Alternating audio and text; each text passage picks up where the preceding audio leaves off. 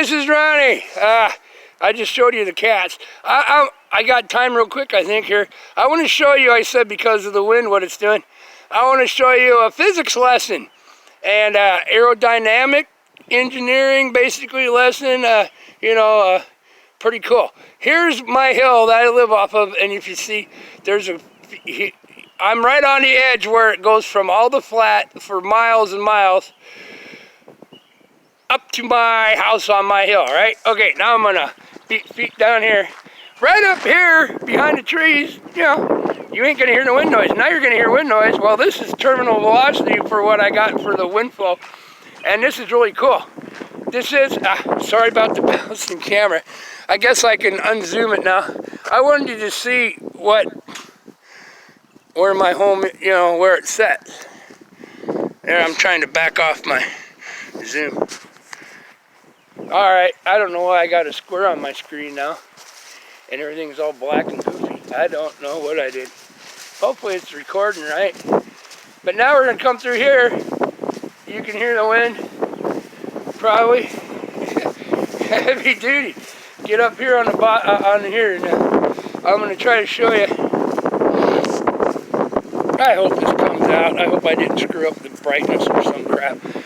But yeah, there's all the bottom ground. You can see between the trees yet. You can hear the wind blowing.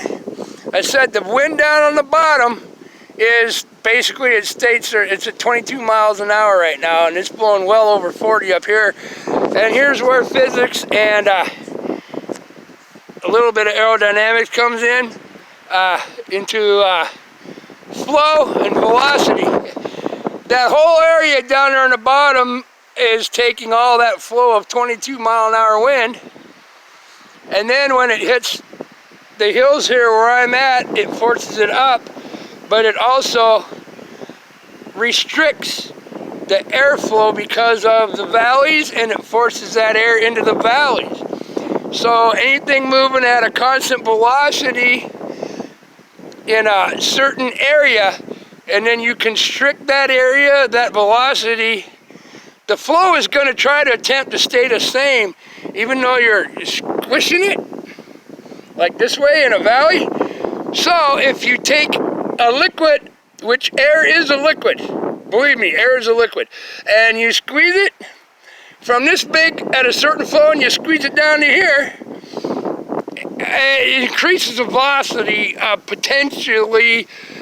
Every little bit you shrink the area, the more velocity you get, okay? If you don't believe me, use your garden sprayer on your garden hose. If you have an inch hose on your garden hose and you run it through a nozzle, you got the inch hose, it just runs out on the ground, maybe it goes 2 feet.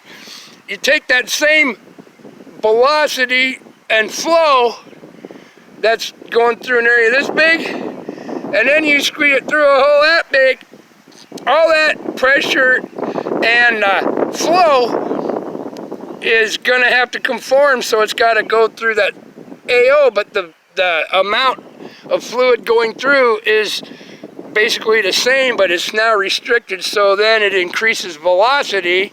That's why I get so much freaking wind up here on my hill. And I don't have a windbreak built yet. I'm going to make a cool video this weekend, I hope, about my clumping bamboo from China.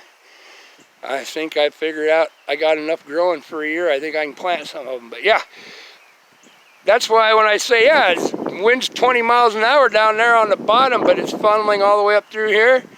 And that brings that fluid flow at a velocity down there into a restricted space, which increases the velocity tremendously, okay?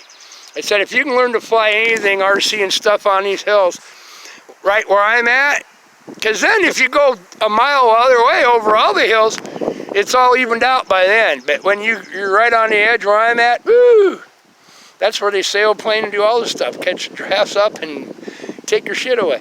Yeah, watch the hotshot Mr. Steele and stuff when they're flying, and that's who I'd love to be able to fly 1% of what he can do.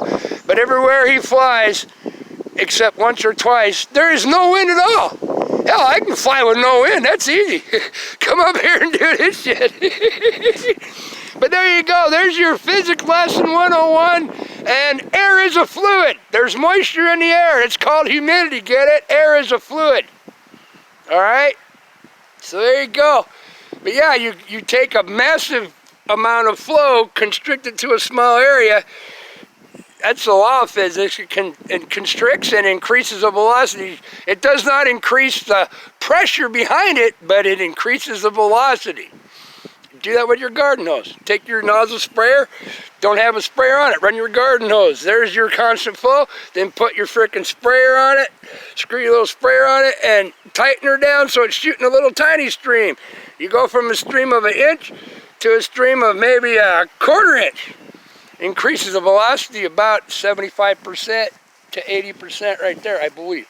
Well, I'd have to look up all that, you know, you can calculate all that. There you go. All right, love you.